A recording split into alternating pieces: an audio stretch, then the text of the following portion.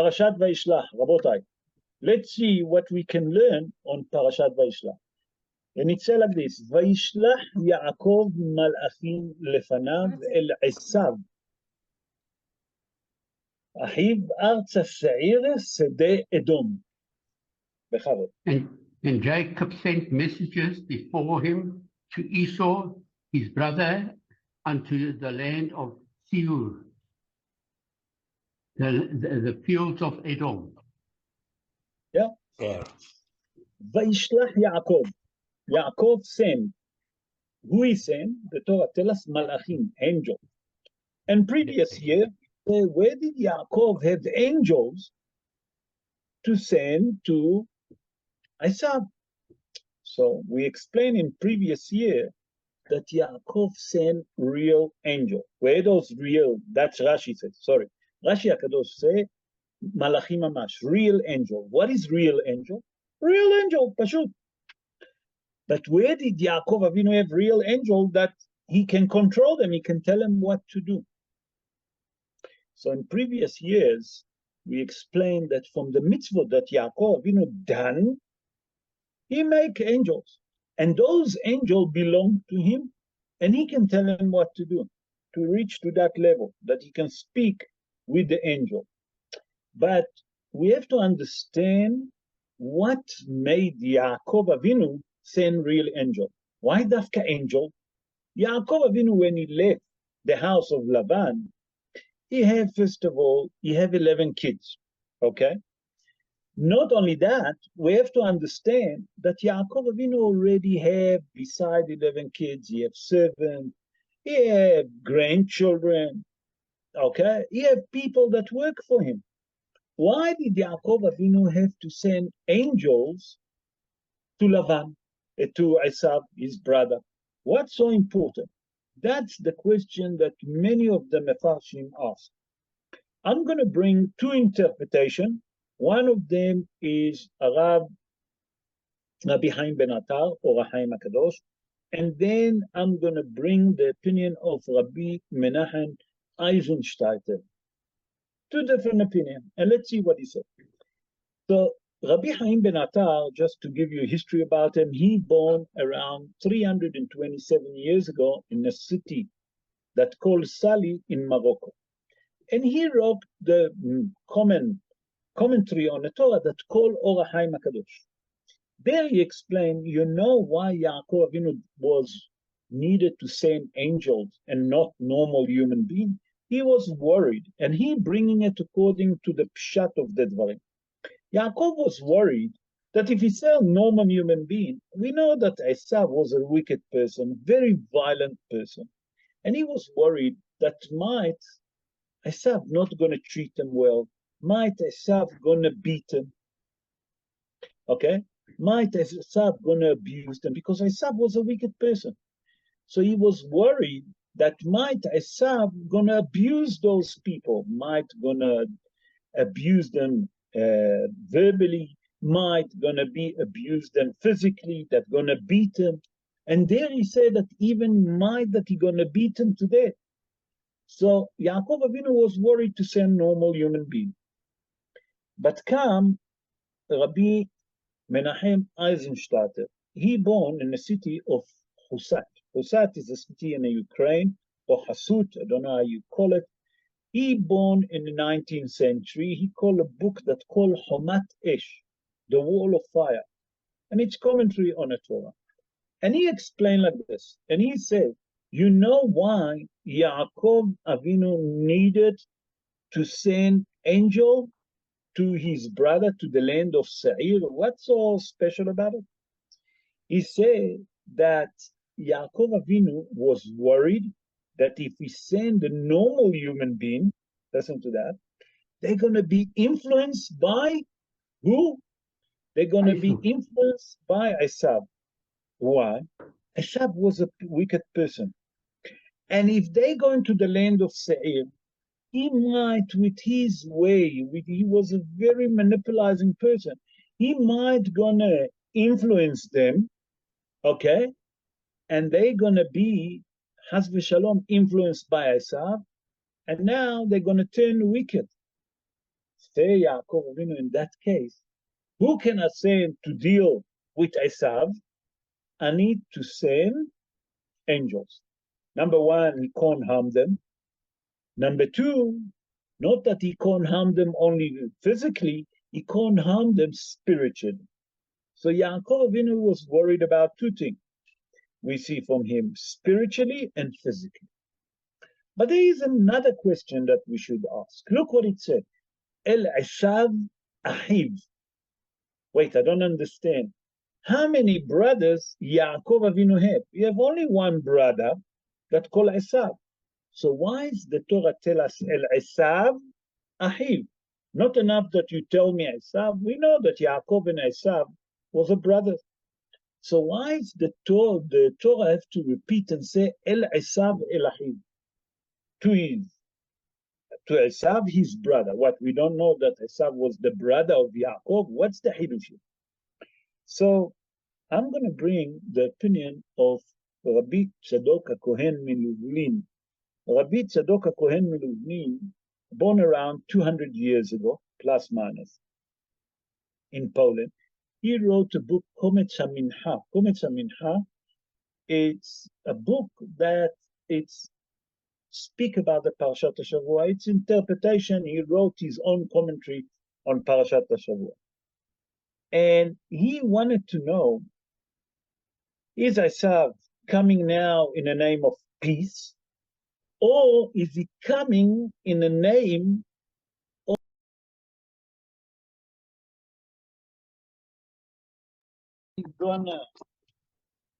because I'm his brother? Or is he going to come because he's Esav? That's what Yaakov Avinu wanted to do. So for that kind of a mission, not Yaakov Avinu cannot sell everyone. Yaakov Avinu needed to know what's hiding in the heart of Esav. So therefore, Yaakov Avinu sent angels to his brother and Esav. Number one, to see Esav mean wickedness. Is Esav still angry? Is Esav still wanted to kill me? Or Esav brother, that now it's a brotherhood. That's me, that he wanted to know, is Esav now planning now to become my brother? Or is Esav coming to meet with me as a person that's angry, that want to take revenge? That means Yaakov Avinu needed to send angel. Why dafka real angel, Rashi say? And here's the explanation that bring the Rabbi Tzadok HaKohen Miluvlin. Only angel can tell what there is in the heart of a human being. Only angel can see what Esav now planning when he coming for the meeting with Yaakov. Is he coming for a fight, or is he coming in the name of peace? For that mission, Yaakov Avinu needed to send a real angel. And now we can understand what Rashi HaKadosh said, Malachim Mamash, real angel. That when Yaakov Avinu sent angel to his brother, to Esav, he wanted to know what there is in the heart of Esav. Is he coming in the name of peace, or is he coming in the name of war? And that's what it says, El Esav Ahi. Is he coming as a Esav, the wicked one, or is he coming in the name of brotherhood? We'll speak about the brotherhood shortly. Let's go to verse 8, Louis, verse 8. And in verse 8, we see something very interesting. Look what it says in verse 8. Vayira Yaakov me'od, vayitzer lo, vayichas et ha'am asher ito, ve'et ha'tzon, ve'et ha'bakar, ve'ha'gemalim, le'shnei machanot. Then Jacob was greatly afraid and was distressed, and he divided the people that was with him and the flock and the herd and the camels into two camps. Okay, here the Torah tells us that Yaakov Avinu was frightened, okay, and very worried from the meeting with his brother Esau. And obviously split the tent. But why does the Torah tell us Vayira Yaakov me'od, and Yaakov was very frightened, Vayitzer lo, and he was not only that he was worried, okay, that from the meeting he was also frightened. Why is it that Yaakov Avinu, number one, was frightened and he was worried from the meeting? So on a pshat of the dvarim, we say, listen, it's a matter of death or a life. Or him gonna win or he gonna die. That's on a pshat of the dvarim. But I'm gonna bring now two different interpretations to understand that. I'm gonna bring first the interpretation of Rabbi Aryeh Lev Tzins. Rabbi Aryeh Lev Tzins, called Rabbi Aryeh Lev Harif also. I'm sure that you hear about him. He born in Poland around 255 years ago, plus minus. Okay? And in his book, Meloa Omer, is a commentary again on the Torah. He explained like this. He said that Yaakov Avinu was frightened that the merit that Esav had of kibud avahem, that he really was with his father and he respected him. Chazal and the Gemara say that the honor that Yaakov Avinu honored his father was beyond understanding. Not only that, he had another merit, the merit that he stayed in Eretz Canaan, in Eretz Israel. He was worried that maybe these two merits will stand to Esav in a meeting, while he was in Haran, in Syria, and he didn't respect his father and his mother the same like Esav. Not only that, he married two sisters.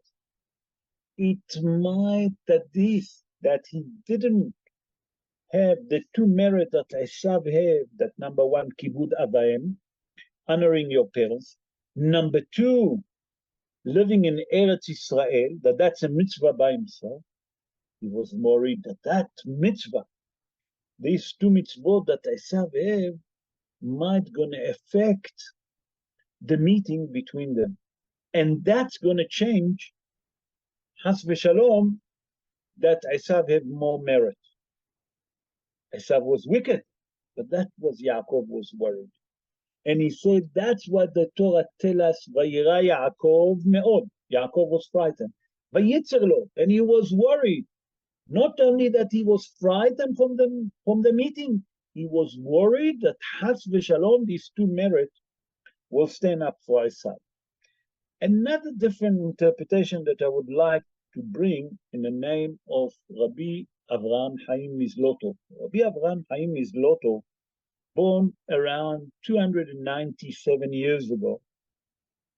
He born in Ukraine, and he said like this. Listen what he said. He wrote a book that's called Orach LaChaim, okay, the way of life. And he explained like this. He said that Yaakov Avinu, if you look at it, Vayira Yaakov, Yaakov was afraid. He said, let me explain to you the pshat of the dvarim and the dras. He said at the beginning when Yaakov Avinu heard that Esav coming with 400 people, he was really worried. What he was worried, that he coming with 400. 400, Chazal explained in a Gemara that represent the evil forces. So he was frightened from the meeting with Esav. And then it said, Vayitzer lo, and immediately he was worried. Not enough that he was frightened, suddenly he became worried. Say Rabbi Avraham Chaim Mizlotov, Yaakov Avinu, for a split of a second, was worried with the meeting with Esav. But immediately he waken up and he realized, hey, what am I worried? HaKadosh Baruch Hu already promised me in chapter 28, that's in a previous parsha, in verse 15, HaKadosh Baruch Hu said to him, Ushmarticha bechol asher telech, v'ashivoticha el ha'adama azot, and I will guard you wherever you go, and I will bring you back to that land. say Rabbi Abraham Chaim Izlatov. He said that Yaakov Avinu, for a second, he was worried when he heard that Esav coming towards him. But immediately he wake up and he regret that he was worried. That means that he was frightened. He was worried, how can I be frightened if HaKadosh Baruch Hu given me the promise that he will guard me and protect me and will bring me back in peace to the land of Eretz Canaan. And that's what it said. Vayira, Yaakov Avinu worried. But Vayitzer lo, and he was worried. Why did I lose my faith in HaKadosh Baruch Hu? That's how Rabbi Abraham Chaim Izlatov explained. So we saw two different interpretations. Let's go to verse 12. And now we're going to speak about brotherhood. And today, Be'ezrat Hashem, I'm going to link the shi'ur for what's happening in Eretz Israel with the Hamas, like we done last time, with the name of the war that Israel given that war, the sword of Ain, that we brought it last parasha, we brought it the mothers, that the name is Barzel. Barzel is mean Ain. Sword is a sword, Haravot Barzel, the sword of Ain. That's the name of the word and how we link it. Today I'm going to link it and we'll understand how we should deal with Hamas. And only from the Gemarot, Rabotai. Gemarot Neto. But first, let's do verse 12. Here, Yaakov Avinu davening to HaKadosh Baruch Hu. Listen what he said. Hachileni na miyad achi miyad Esav. Ki yare anochi oto pen yavo v'ikani em al banim. Deliver me, I pray that thee, from the hand of my brother, from the hand of Esau, for I fear him, lest he comes and smites me and my mother with the children.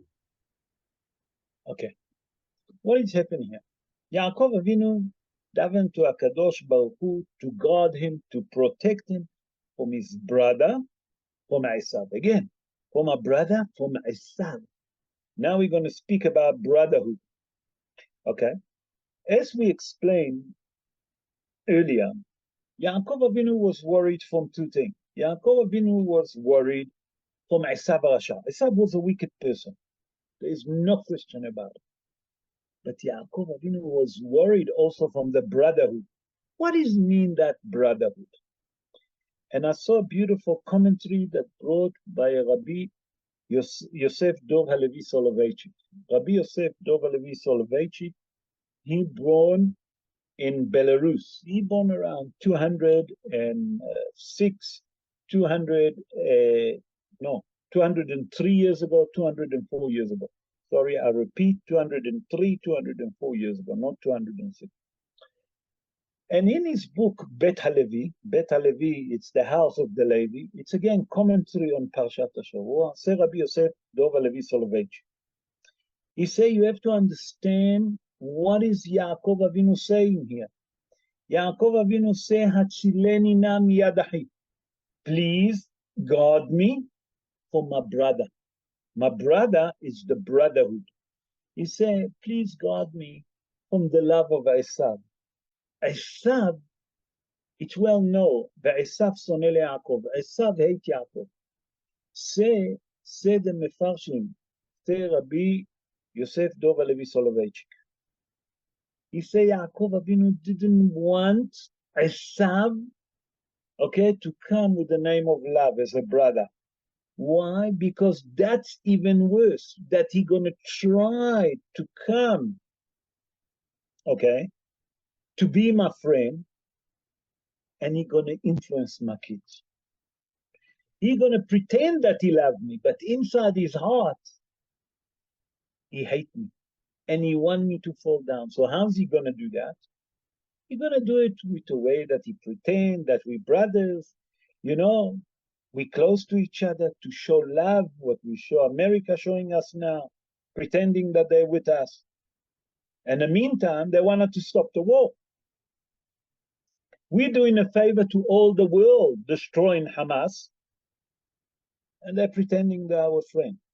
He said, that's what Yaakov Avinu was worried, that Esav gonna come and pretend that he's my brother, let's live together, and peace and harmony, and he gonna influence, okay, his kids. That means that he gonna destroy the Jewish people, his children, Bnei Israel, morally.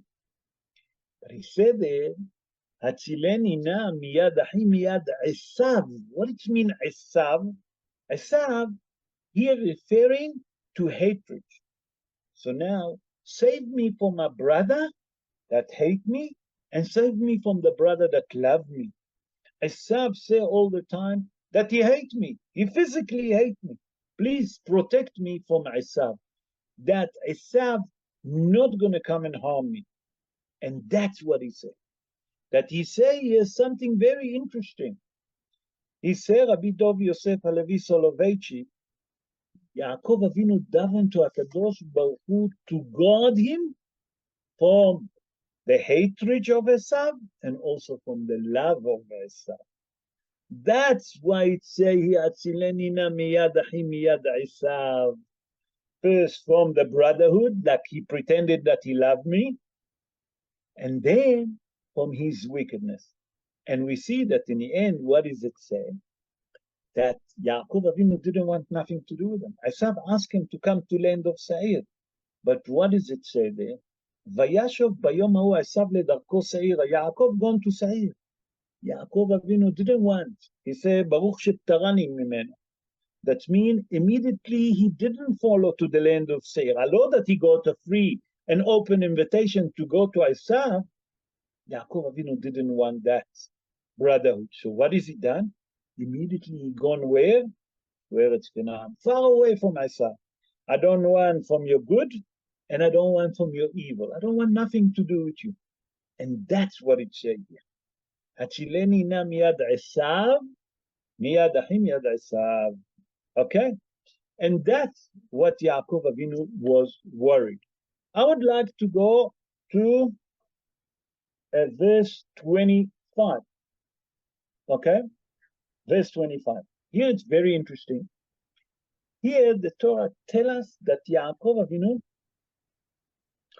crossed the valley of Ma'avar Yabok, okay, and he reached to a place at night, and he had the fight with the angel of Esav, and we see what's happened here. We try to explain why did Yaakov done what he done. Look here what it says. It says like this: Vayivater Yaakov levado, vayavek ish imo ad alot hashachar. And Jacob was left alone, and there he wrestled a man with him until the breaking of day. Okay, what's happening? Chazal explained to us in the Midrashim, in the Gemarot. I'm going to bring two Gemarot, Rabotai, and we'll see what's happening. First of all, let's start with Rashi.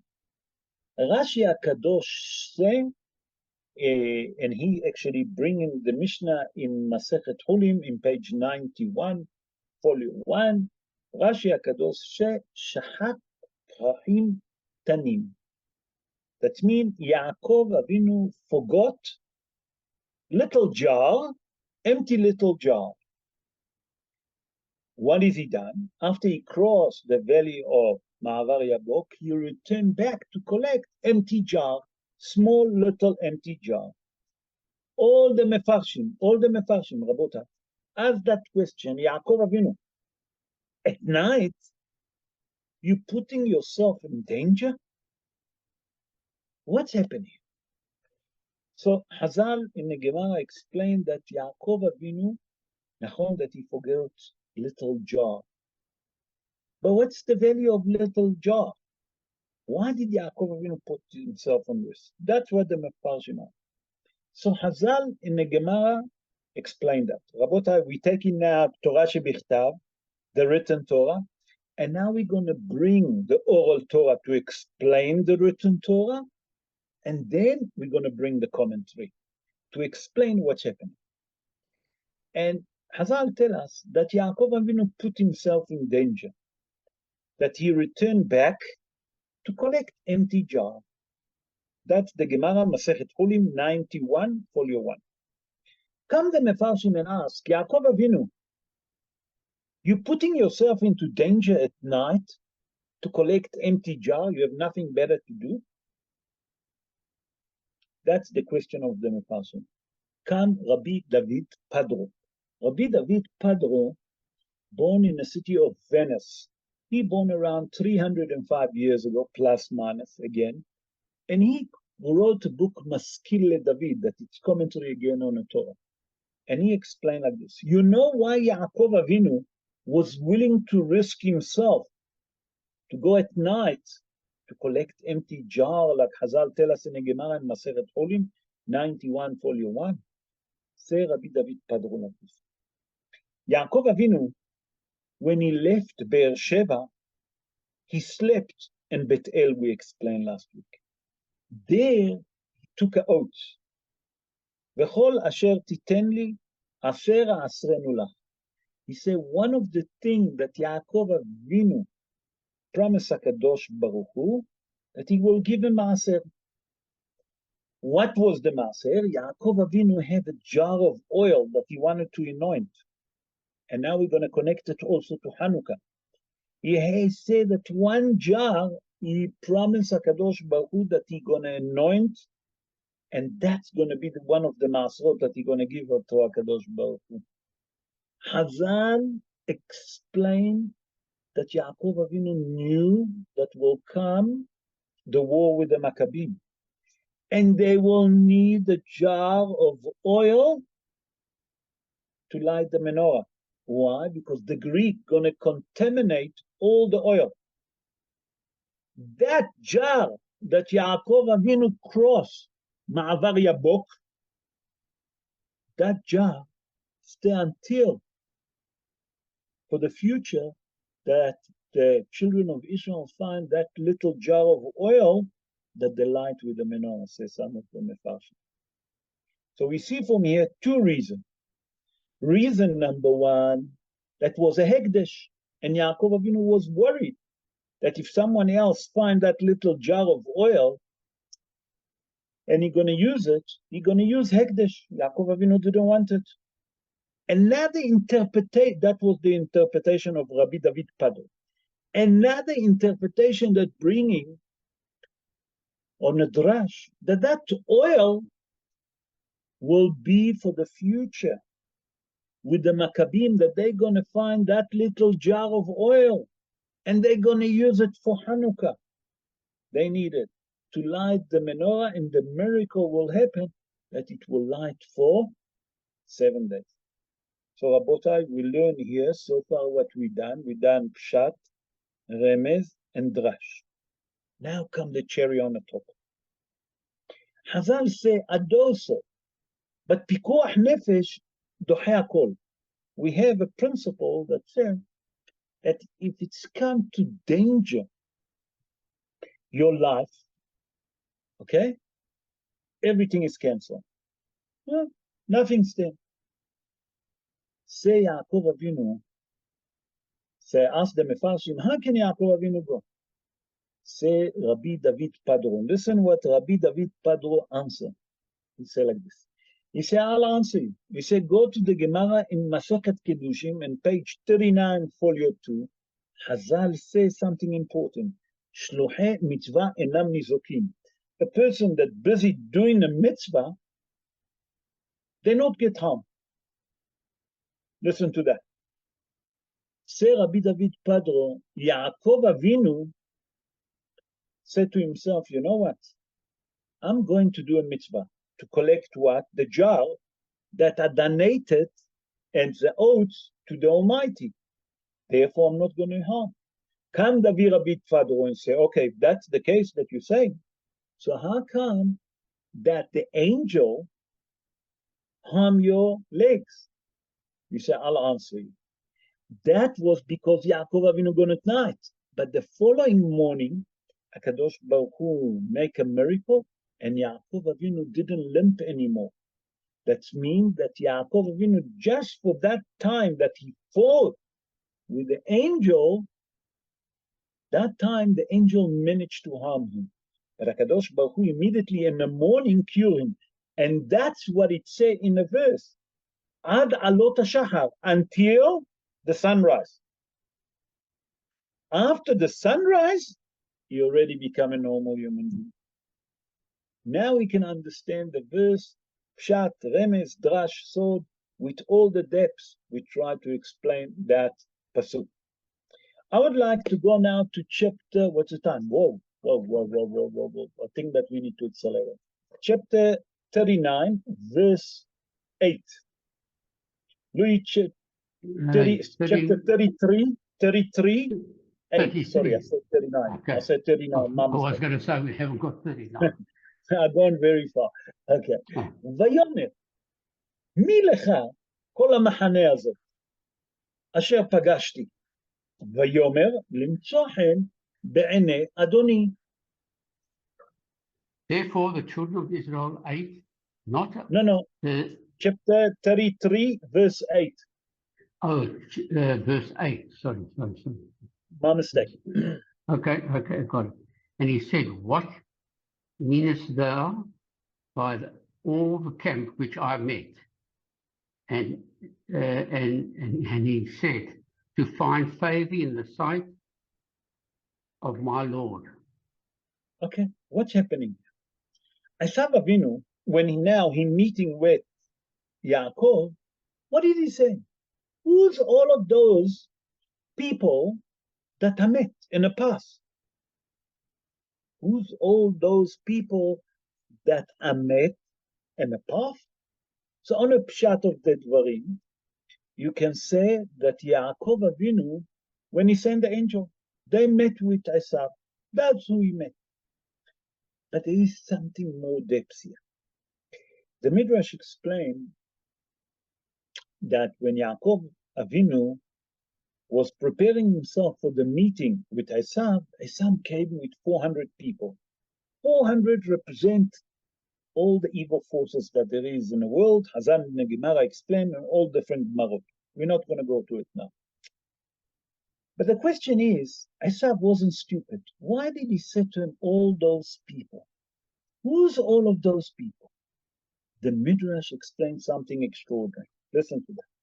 The Midrash saying, HaKadosh Baruch Hu make a miracle. When the angel gone to meet with Esav, they came to Esav and they said to him, what's your name? He said, my name is Esav. Oh, Esav. Tell me, who's your grandfather? My grandfather, he said to the angel, you know who they are? Avraham Avinu. That's my grandfather. He said, what? Your grandfather is Abraham, and you're so wicked? They start clapping him and the 400 people. He said to him, who's your father? He said, Yitzhak Avinu. He said, your father is Yitzhak Avinu, and you're so wicked? They continue to clap him. Until he said, I'm the brother of Yaakov Avinu, said the Midrash, and then the angel stopped beating him. Said the Midrash, HaKadosh Baruch Hu sent those angels in purpose. Why did he send them? He sent them that Mr. Esav not gonna be ready to fight. That means he sent Esav to scare Esav not to fight anymore with Yaakov Avinu. And that's what he said, Asher Pagashti. What it means, מי לך כל האנשים אשר פגשתי? מי לך כל המחנה הזה אשר פגשתי? Who's of these people that I met? All of those people. Who's those angels that I met? That's your angel. They're coming to scare him. And that was Nesh that HaKadosh Baruch Hu done to frighten Esav, not to fight with Yaakov Avinu. I would like to go to chapter 35, and now we're going to do the Zera Shimshon. And Rabotai, you're going to hear a beautiful Hidush today. No, you know what? Let's do before that, before 35, let's do one from 34, because I see that we have 20 minutes. Now let's do chapter 34, verse 25. I want to do verse, yes, yeah. In verse 25, I want to speak about what's happened in Shechem, and because that's what I planned. I'm sorry, my mistake. That's what I planned, and I want to plan it to explain to us who we're dealing with and what's the opinion of Hazal in two different places, in the Gemara in Masechet Sanhedrin, the Mishnah in Masechet Sanhedrin, how to deal with the enemy of the Jewish people. And I'll leave it to you in the end to make your own decision. But let's read first the chapter 33, verse 24.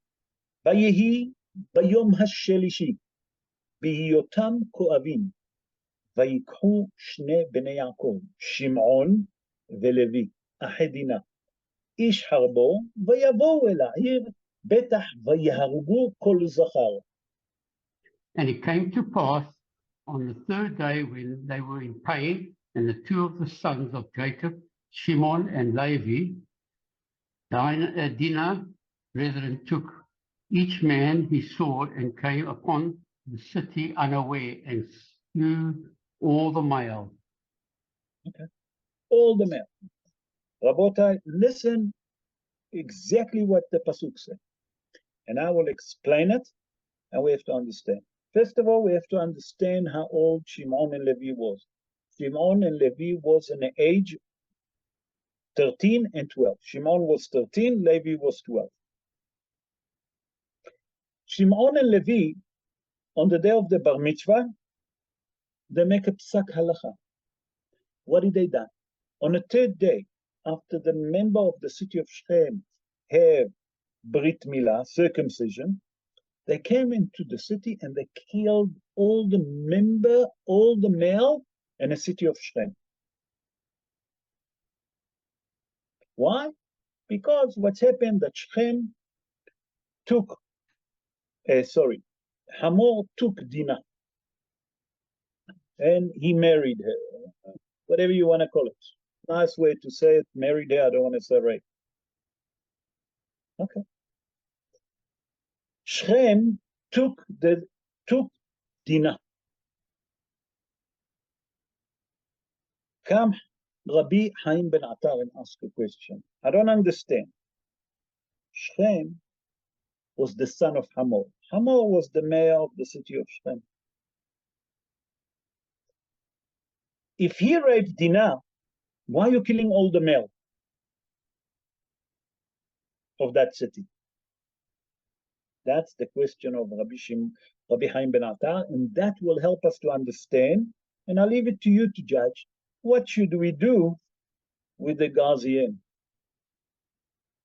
with our cousin in Gaza, or our cousin all over that hate us? So Rabbi Haim ben Atar, he asked the question and he answered. And he answered like this. He said that Hazal tell us in a Gemara Masechet Sanhedrin Nun Zayin Amud Aleph, that's mean 57 folio 1. Ben Noach Shegazal Hayav Mita. A Gentile that stole, obligated for the punishment of death. Hamor was the mayor, we say. He had a son Shechem. Shechem stole who? Dinah. He abused her. The Torah tells us a person like this obligated to a punishment of death. Okay?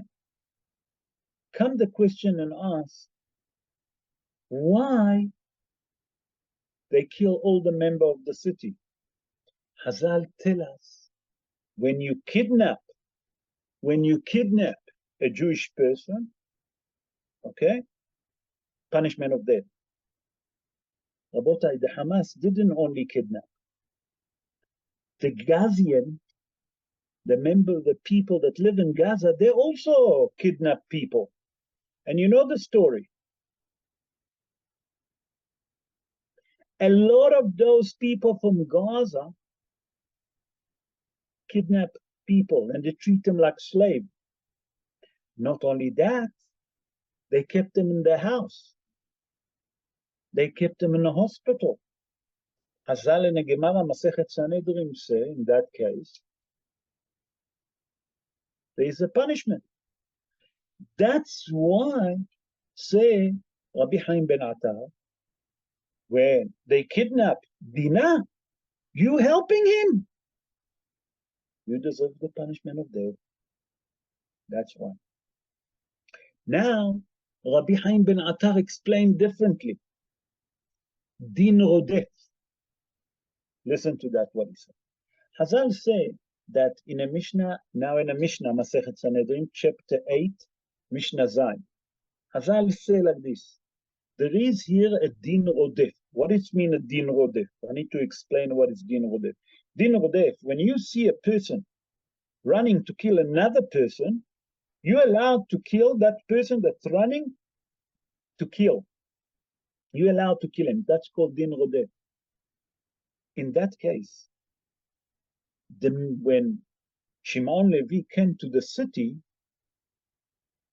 although that they was all in pain, Shimon and Levy wanted to harm who? Shem and Hamor. Come the member of the city to protect who? The mayor and his father. Say Shimon and Levy, wait, there is here din rodef. You protecting criminal. We are now to kill you.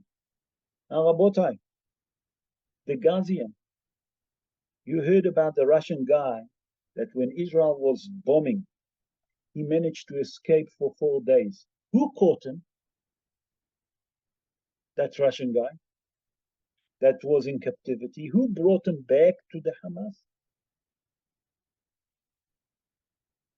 A member of the city of Gaza. Rabotai, the Parshat that we read, it's what's happening in our life.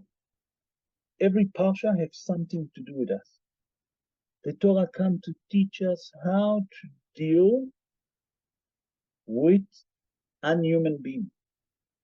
People that kidnap, people that rape, people that protect terrorism, people that protect rapists, murderers. Here is it in our Parsha. In our Parsha, it's tell you everything. It's tell you in a Parsha, go to Gemara Masechet Sanhedrin, Nun Zayin Amud Aleph, 57 folio 1, and then we see Ben Noach Shegazal Hayav Mita. They kidnap human being, obligate for the punishment of death. Not only that, Chazal in a Mishnah, in Masechet Sanhedrin, chapter 8, tell us, Mishnah 7, Mishnah Zayin, tell us, there is here din rodef, a person that helped terrorism. He himself is a terrorist. We obligated to deal with him. What is his punishment? Hayav mita. So now, I leave it to you to decide how Israel should deal with the people from Gaza. Should we be kind to them? Should we be nice to them? Or we should start handling differently?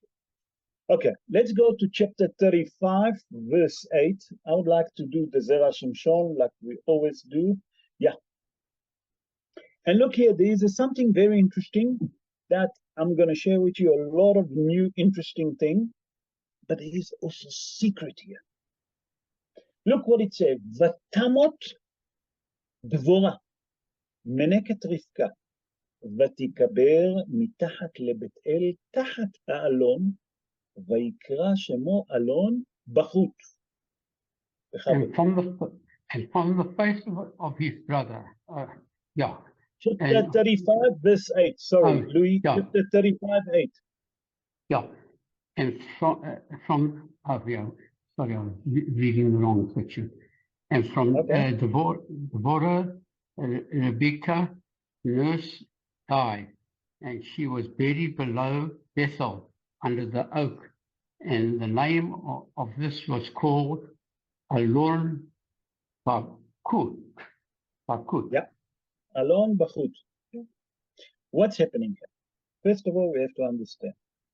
The Torah tells us about the nurse that nursed Rivka. Rivka was the mother of Yaakov and Esav.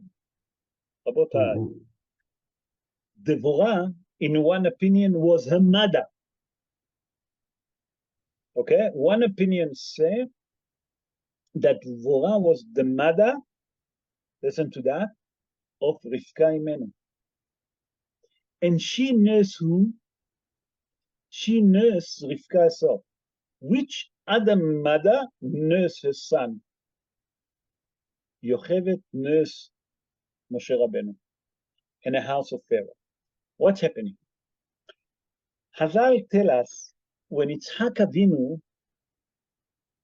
took Rivka, when Rivka came to marry him, she was in the age of 3, because Abraham Avinu saw sent Eliezer to where? To Haran, to find a wife to Yitzhak. According to one opinion we brought, Rivka was 3 years old. Another opinion said that Rivka was 14 years old. Another opinion said that Rivka was 24 years old. Okay, there's different idea. One is Rashi, one is Dagra, different opinion. Let's take the opinion that Rivka was 3 years old. 3 years old, she needed someone to nurse her, to look after. Hazal said that Vorah was the nurse that nursed Rivka. What's happened here? The Torah tells us that Rivka died. But the key word is at the beginning of the pasuk, and that will help us to understand. Look what it says. Vatamot Devorah. And Devorah died. Vav hibur. Always when there is Vav at the beginning of every pasuk, come to add up something. What is it come to add up? Is something very interesting.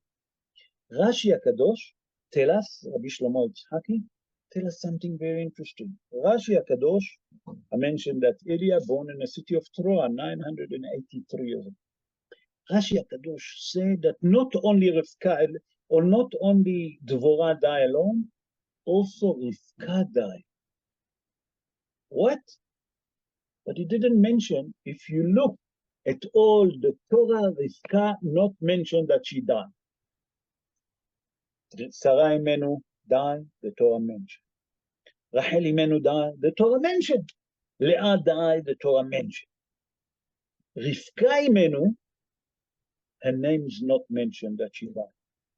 Question number 1, why? Why the Torah doesn't mention it? I'm going to do now a bit of history to explain to you what's happened. Rivka Imenu knew in Ruach HaKodesh, in the Holy Spirit, that Esav wanted to kill Yaakov Avinu because he took the brachot. He received the brachot from his father. And Esav said, I'm going to kill my brother on a Shiva. We explain one, Dafka on a Shiva. According to the Pshat of the Dvarim, Esav wanted to kill Yaakov, that not to desecrate his father. That's mean he wanted to respect him, to keep that. But on a deeper meaning, we explain that on a Shiva, when a person sits Shiva lo alenu, he's not allowed to learn Torah. And he knew the guardians of Yaakov Avinu is studying Torah. What did Rivka say to Yaakov Avinu? Run. Go away to Haran. And when I see that the anger of your brother, Esav, is worn out, I will send to call you. And true, after 20 years or a bit less, she sent who? Devorah, her nurse. To where? To Yaakov, to Haran. She gone to Haran and she told him, listen, your mother said that now the anger of Esav finished, you can come back. Okay. Yaakov Avinu took a bit of time, and only then he came back. He didn't come immediately. Hazal said that it took him quite a bit of few months, good months, close to a year, until he came back. Then, when he was on a journey back, When he arrived at Bethel, Dvorah died. Rashi HaKadosh bring the Midrash and say from that it said, Vatamot Dvorah, also his mother Rivka died. Said the Mefarshim, I don't understand. Why the death of Rivka not mentioned on the Parsha? Listen to what Hazal say, it's unbelievable. Hazal say, and that's now come the Zera Shimshon. Rabbi Shimshon Chaim Nachmani. He born in the city of Modena in the north of Italy 318 years ago. In his book Zera Shimshon, he asked, why is the Torah doesn't mention to us that Rivka died? It doesn't mention in all the Torah. Say Rabbi Shimshon Chaim like this, Nachmani, say like this. The Torah didn't want people to curse Rivka. What? To curse Rivka? Yes. Why? Because Rivka was the mother of Esau. And people say, Rivka, you given a birth to such a wicked person that caused so much pain, so much grief, so much agony to so many people, people will curse her after she will die. That's the Zera Shimshon. Come the Zera Shimshon and ask now another question. If that's the answer, why are they going to curse only the mother and not the father? Valid question. Said the Zera Shimshon, I'll tell you, I'll answer you. Shlomo HaMelech already say it in a book of Mishleh, in chapter 10, verse 1. How Shlomo HaMelech says, say like this. Ben Chacham, listen to that, Yisamach Av, Uben Kesil to Gat Imo. I will translate it to English. A wise son will make his father happy, while a foolish son will cause his mother grief. That means that if there is a child that is wise, he gives a nachas to the father and to the mother. But if there is a child that's causing problem, causing grief, causing pain to other people, the mother suffering. She gets grief from it. Why? Because that foolish son causes so much pain. Said the Zera Shimshon, I'll explain to you what Shlomo HaMelech said. And that will help you to understand what the Torah told you here. You know why the Torah didn't want to mention Esav HaRasha, the death of Rivka? Because she didn't want people to curse. So people not going to say, Rivka, you given a birth to that son. You nursed him. You brought him up, and he became such a foolish, such a child that caused so much grief to all of us, pain and agony. They will curse her. Why not the father? Why not the father? As I say, for few reasons, the Mefarshim. Number one, the son spent most of his time with his mother. A child spends more time with the mother than with the father. Number two, Hazal say like this, that the mother nursing him, breastfeeding. Hazal say that everyone will say it's the fault of the mother, not the father. Why? Because the father at work all day, he's busy. They're going to blame the mother. Hazal come and tell us a story in a Talmud Yerushalmi in Masechet Hayuya, Perek Bet, Halacha Aleph, chapter 2, law number 1. Hazal speak about Elisha ben Avuya.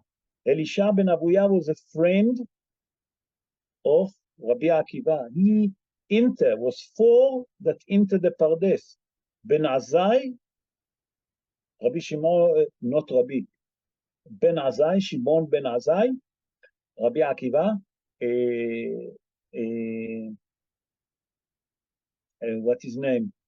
Aher, they call him Aher in the Gemara. That's Elisha ben Avuya, and Ben Azai, Ben Zoma. Ben Zoma.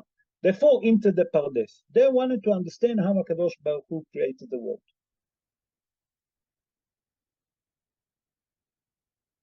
Ben Azai died. Ben Zoma, lo alenu, become cuckoo, what he saw. Elisha ben Avuya become a kofir, a non-believer, what he saw. He couldn't understand. Rabbi Akiva, the only one that entered and didn't go on, nothing harmed him. He saw how, and he understand how HaKadosh Baruch Hu created the world. It's all the secret of the Kabbalah. Say Hazal in the Gemara, you know what caused Elisha ben Avuya to become, lo alenu, non-believer, to become Apicorus? Say Hazal, something tremendously. The mother of Elisha ben Avuya, it was Yom Kippur, and she was walking to shul, and a Gentile make a barbecue, make a braai, and the smell drove her banana, and she got to such a excitement that she needed to eat, that if she wouldn't eat, she will have a miscarriage, Hazal said. So we allowed to give her non-kosher food and to feed a pregnant woman on Yom Kippur. Obviously, they tried to convince her to calm her down. Hazal in the Gemara explained lo hashimla. What it means lo hashimla? They whisper to her. They're not whispering to her, they're whispering to the child. I don't want to go through that.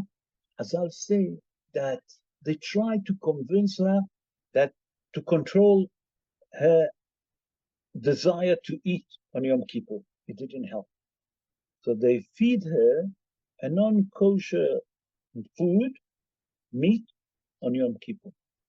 Hazal and the Gemara said that that's what caused Elisha ben Avuya later on, that he sucked from the blood of his mother to become a non-believer. Said the Zera Shimshon, let me explain to you what's happening here. You know why the Torah didn't mention the death of Rivka? Because people will say, listen, you was a mother to Esav HaRasha that caused so much problem in the world, so much grief, so much pain to people. They're going to curse me. So Hazal say, better, that's the reason that the Torah didn't mention the death of Rivka. What are we learning from here? Said the Zera Shimshon something extraordinary, that it's come to tell you how people have to be careful.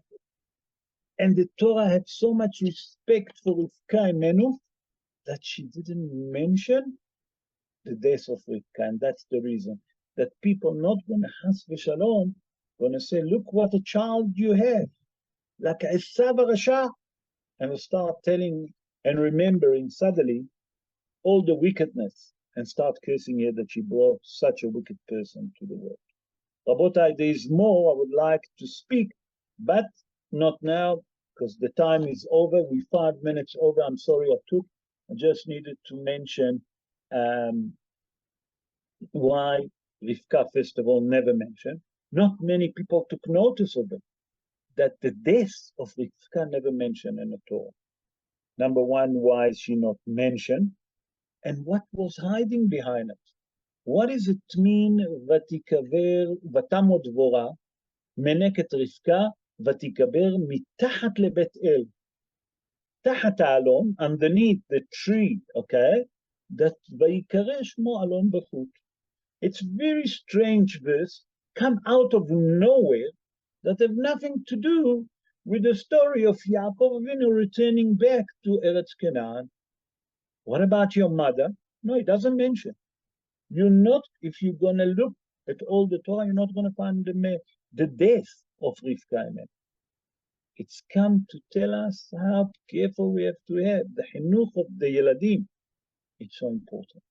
And Rabotai, I also wanted to connect what's happening now with the story of the kidnap. I mean, I don't want to put my feet in a shoe of the member of the government at the moment. The decision that they have to make, it's beyond understanding. But one thing, it's very clear and it's very understandable. Every terrorist and every member of Gaza is a terrorist. I know that I'm saying very harsh words, but you want to look at it, here is the source. I repeat it again. Sanhedrin Nun Zayin Amud Aleph, 57, folio 1. Mishnah Masechet Sanhedrin. Okay, if you want to look at it, it's Perek Het, like we mentioned. That means no, chapter 8. Okay, in chapter 8, if you want to look at it, Mishnah Zayin. Sanhedrin, Mishnah Sanhedrin, Perek Het, chapter 8, Mishnah Zayin. Mishnah number 7. Here's the source to us. How to deal with people that they protect their own terrorists. Now we have to make a decision. Should we be nice to them? I just want to say one thing. I don't know how many of you know that this Yahya Sinwar, Yemach Shemo v'Zichro, he have a tumor. He have a cancer. I don't know how many of you know. You know where they operate on him? You know who saved his life? In Eretz Israel, in a Jewish hospital. That's correct. And that's the gratitude that he show us. To murder over 1,300 people. Unheard of. Kidnap over 240 people. That's the gratitude. And now you want to hear, Rolf, you want to hear the worst part? Yeah, the worst part now? Yeah, now I'm going to give the worst part. Out of the 230 people, the hostages, have a look how many we've managed to get back. The rest, they've killed the Mamzairim. They've killed. That's why they don't release so quickly. That's right. Why they're holding back. One day 11, one day 10, suddenly they at midnight. But we agree at 4 o'clock. We agree at 4 o'clock. Yeah. Why suddenly to the 8 people? But I don't want to fit to the shoes of the member government. of those people. I don't want to be. I don't want to make a decision. All I know one thing. We have to lift up our eyes to Hashem. Sure. Daven hard to finish that story.